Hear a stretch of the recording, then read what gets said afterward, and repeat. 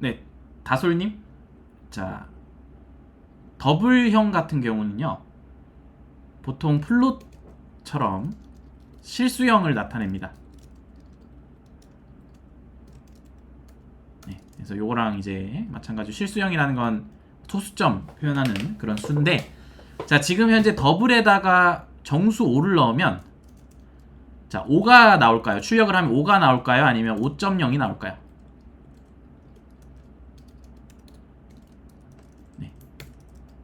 네, 그쵸. 5.0이 나오죠. 왜냐하면 더블이기 때문에, 자, 지금 현재 어떻게 보면 정수가 들어간 건데, 원래 저희 여기에 넣으려면 이렇게 넣으시는 게 맞는데, 지금 현재 인트형, 다시 정수형을 넣었는데 타입이 더블형에 들어갔기 때문에 5.0이 나옵니다. 자, 실제로 출력을 해보면, 자, 지금 이거 에러 난 거 좀 지울게요.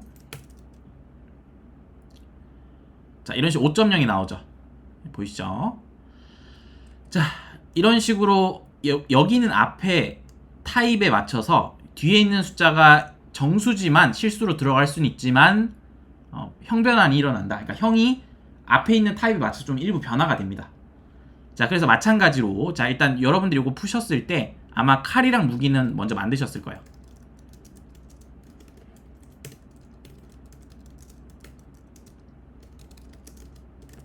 네, 이 상태에서 실행을 하려고 했을 때 이게 칼이 지금 무기로 들어가야 되니까 상속관계 만들어야겠구나 이러고 만드셨을 거예요. 자, 요런 상태에서 공격을 또 해야 된다고 하니까 그럼 칼에서 공격하는 거니까, 예, 여기서 뭐 공격을 만드셨겠죠? 네. 그렇고 와서 실행을 해보려니까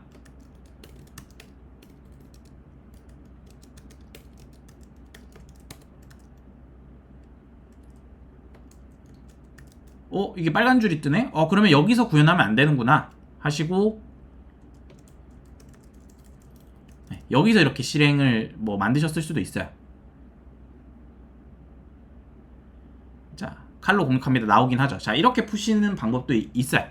네, 이렇게 푸셔도 되는데, 자, 이렇게 푸시는 방법도 있겠지만, 자, 그런데 만약에, 자, 우리가 활이라는 것도 무기에 들어갈 수 있다고 한번 가정을 해봅시다. 자, 아이템 인벤토리 창처럼 여러 개를 막 넣었다 끼웠다 할 수 있는 거예요. 자, 이번에는 활로 공격합니다. 이렇게 출력이 돼야 돼요. 자, 활도 클래스 만들어서 상속관계로,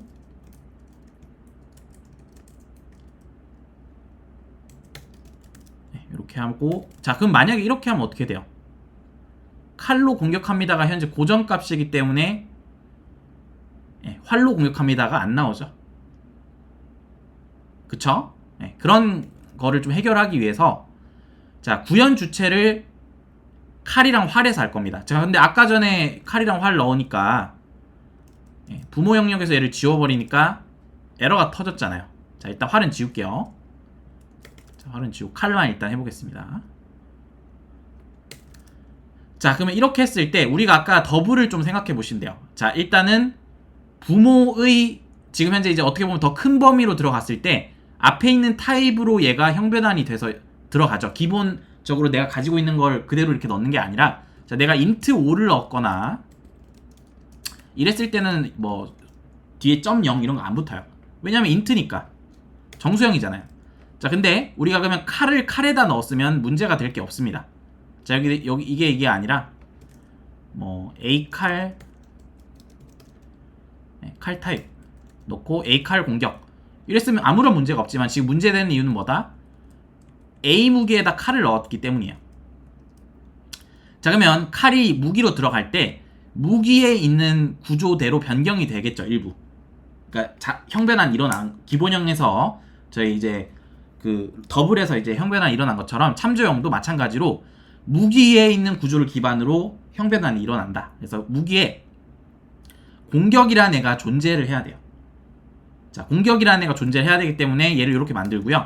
자, 그러면 우리가 아까 막 이렇게 뭘 넣어놓고 실행하고 얘한테서 오버라이드해서 또 만들고 뭐 이런 관계로 가면 어차피 얘가 여기서 무엇을 구현하던 간에 오버라이드 되기 때문에 여기 있는 애들은 굳이 명세를 할 필요가 없습니다. 이렇게만 만드셔도 돼요.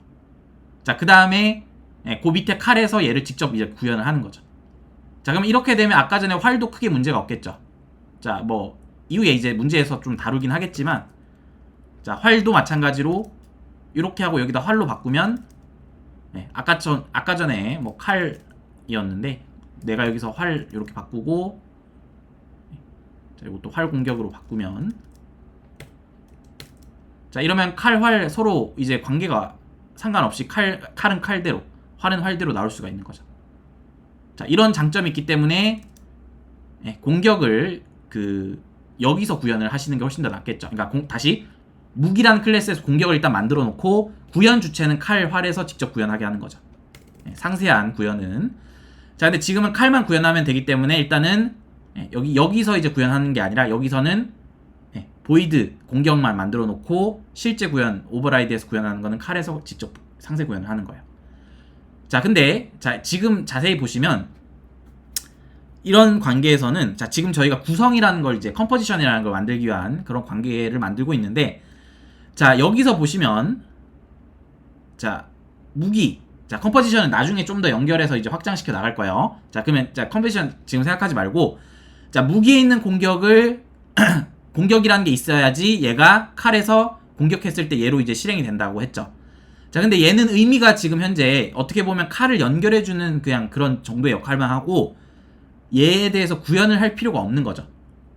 네, 그런 키워드를 명확하게 명시해주는 방법이 업스트릭트라는 키워드가 있습니다. 자, 업스트릭트가 어떻게 보면 추상적이다 뭐 이런 뜻인데, 얘는 구체적으로 구현하는 애가 아니라는 뜻이죠.